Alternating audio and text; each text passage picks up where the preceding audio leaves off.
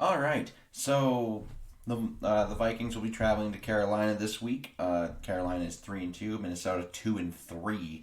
Offensively, Carolina is 16th in total offense, but only 23rd in yards per play at 5.3. They're 13th in passing yards, but they haven't protected all that well. They're 22nd in sack percentage. Um, they're 25th in touchdown percentage throwing the ball at only 3.3%, and they're 28th in interception percentage at 3.3%.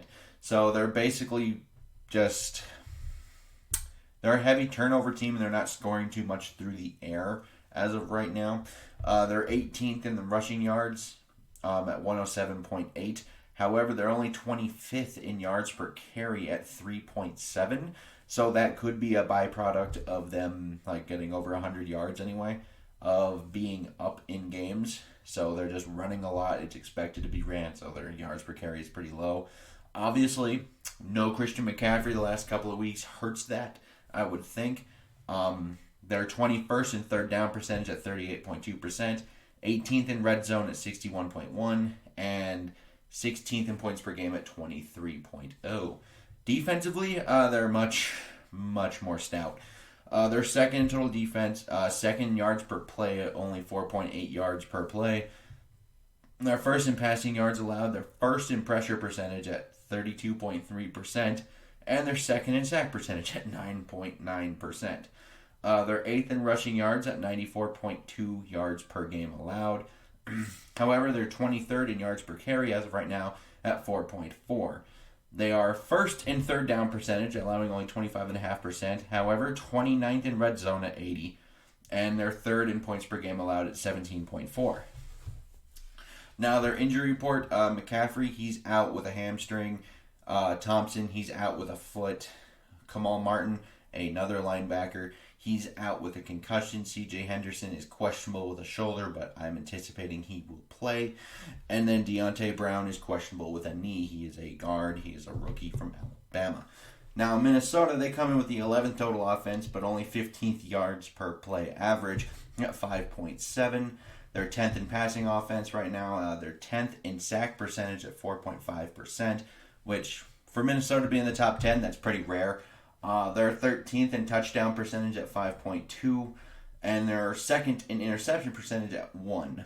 Now, they are 15th in rushing yards and 17th in yards per carry right now at 4.2. Usually that's kind of their calling card, so we'll see if they can crack this stout Carolina run defense.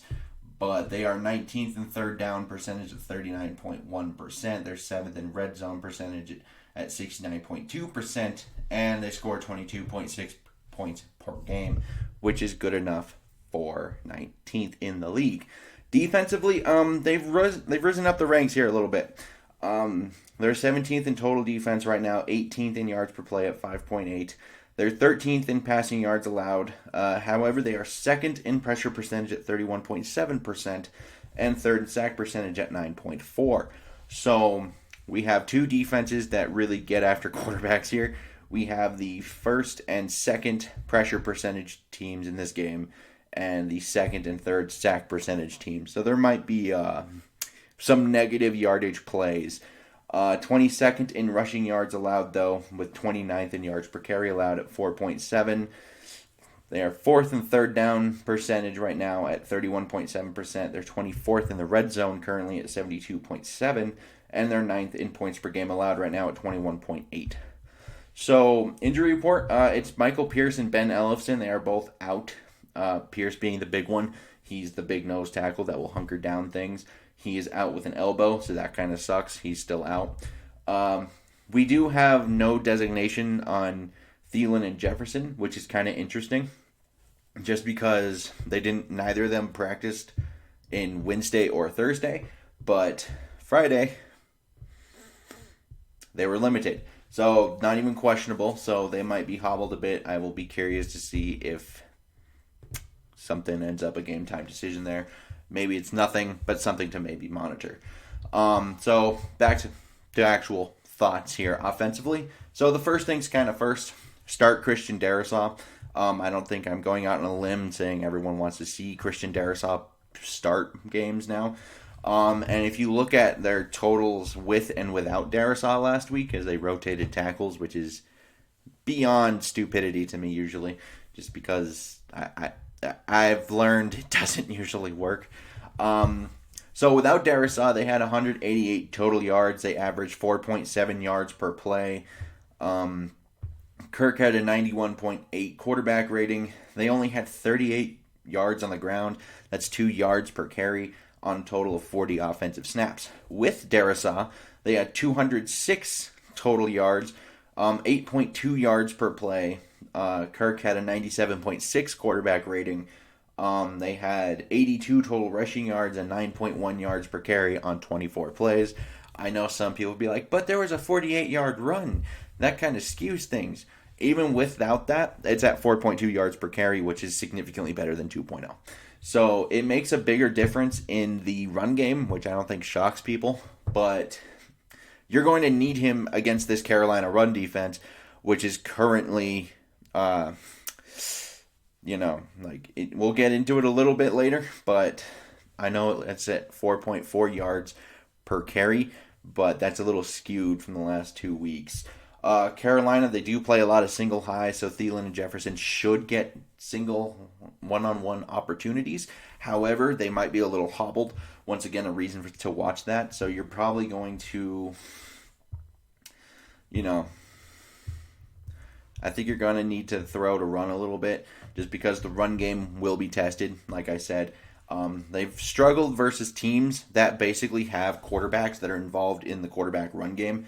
The last 2 weeks, they've played Prescott and Jalen Hurts, who both will be involved in the quarterback run game a little bit there. That's a threat. Their other games, not so much. They played the Jets, the Saints, and the Texans. I know some will be like, well, the Texans and the Jets aren't good. And it's like, that's true.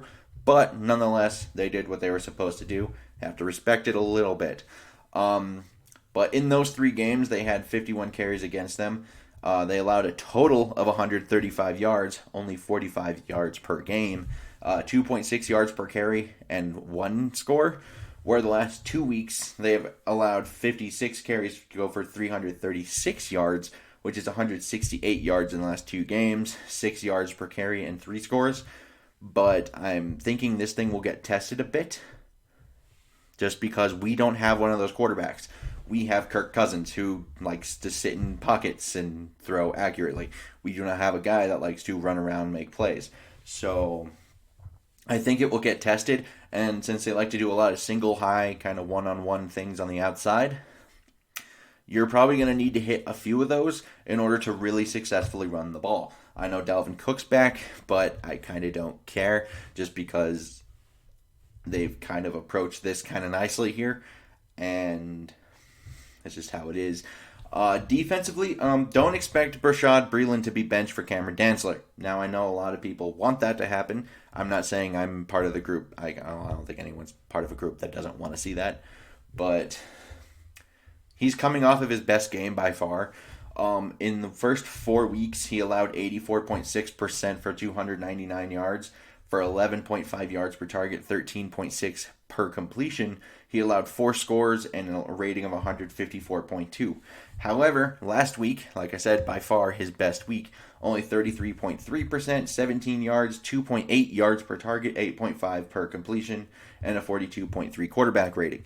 If they weren't going to bench him while he was like that bad, I doubt they're going to bench him after his best game on the first week Cameron Dantzler is back from the COVID list. So who knows if he's like completely healthy. Maybe there's some endurance issues. So I wouldn't expect him to start. I would probably expect him to play a little, but I'm not expecting him to take all of Breeland's snaps like everyone's kind of hoping to see. Now, they do need to pressure Sam Darnold. He's a very different guy when he's pressured. He's not good. He panics and he will throw to the other team. He's very prone to mistakes. He's not the smartest quarterback in the league, and I think Carolina's kind of noticed that last week against Philly. But you do need to be aware of his red zone rushing. He already has 5 scores on the season, so be aware of that. That could be a problem. And So if you can make them one-dimensional with no Christian McCaffrey and get pressure on Sam Darnold, this offense is effectively killed. But my prediction here is I am actually taking the Panthers to win this game. And it's 21-16. And I know a lot of people are going to be like, but Carolina has offensive line issues. We had a good defensive line. Sam Darnold likes to throw to the other team sometimes. And I get all that. But I don't trust this offense right now. And I know Minnesota spent this entire week saying, we have spent time looking at our tendencies. We are going to look back and we're going to see what we like, what we don't like. And I'm just going to have to say I'll believe it when I see it, because this team has been figured out offensively for the last 2 weeks now. So, like, especially after the second half, I believe they had 6 total second half points against the Browns and the Lions. So I will believe this when I see it. And our defense actually, I do think, should have a pretty nice day overall, just because I kind of like how they're going to probably be able to pressure Sam Darnold, because that offensive line right now is not good. It's a little beat up. Griffin looks rejuvenated. Hunter's still, well, Hunter. And then I thought Wanham looked a lot better last week when they basically reverted him to Ifeadi Odenigbo's role, which was almost exclusively rushing from the inside on third down and long. And when that happened, he was a menace. So I do think they'll get pressure on Sam Darnold. I do not doubt that they will. I think they'll get to him a couple times. They may force a couple turnovers, but I'm not convinced this offense can capitalize off of those mistakes. So here we are. I think they'll end up getting 3s instead of 7s, and that will hurt them. But I would like to know what your guys' thoughts down in the comments below. Like and subscribe me. Super helpful. Until next time, I bid y'all adieu.